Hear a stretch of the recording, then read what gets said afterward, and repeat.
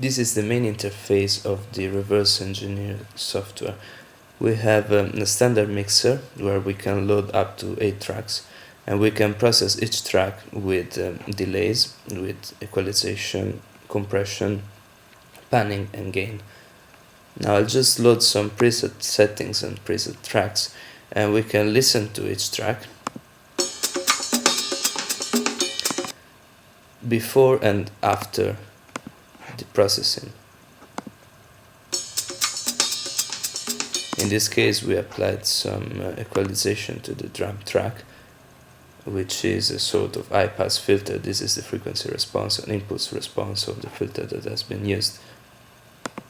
I will now create the target mix, adding together all the processed tracks, and of course we can listen to the target mix.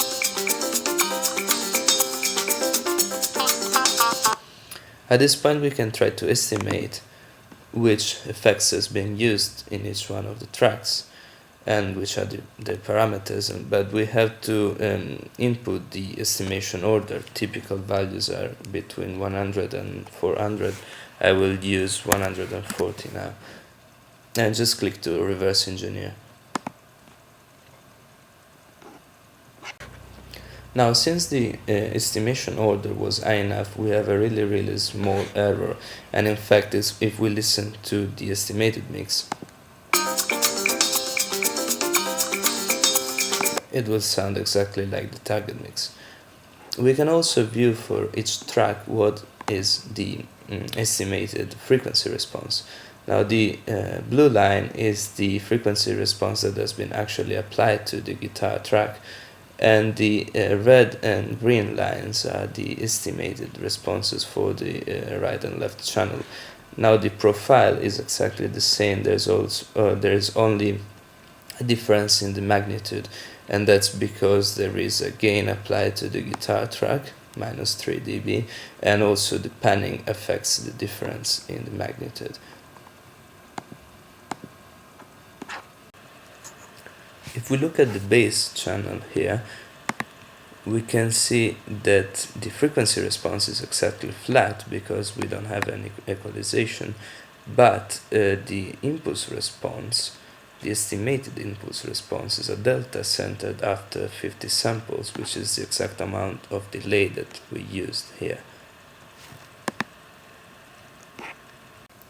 Now I removed the delays and the equalization parameters for all the tracks, but I added some compression for the drum and the guitar channels.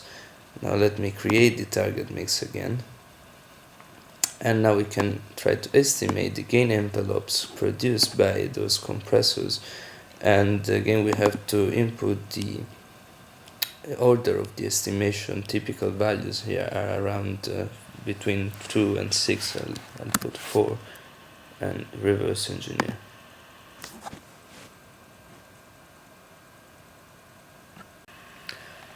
Now we can view the compression envelopes for each track, and again we have the real envelope that has been used, that is produced by the effect, and the estimated envelopes for the left and right channel. We can show it on a linear or decibel scale, and of course we have a difference in the gain because of the actual gain and because of the panning.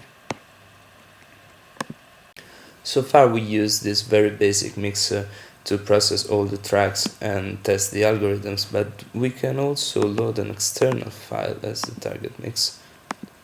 And I will load now this file here.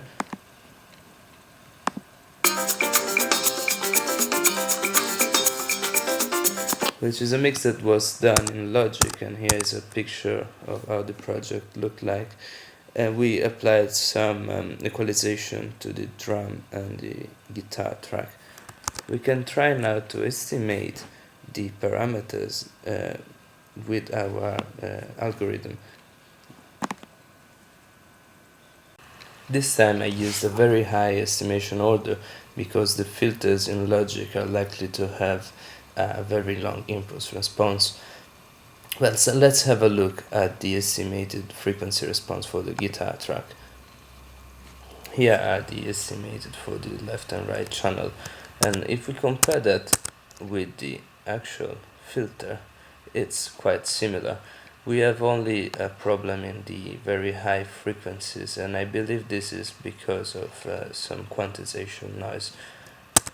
We can also compare the gain and panning settings in the Logic Mixer with the gain and panning settings estimated by our algorithm, and find that they are almost exact. The only exception is the first track, but this is because there is a different scaling of the estimated frequency response.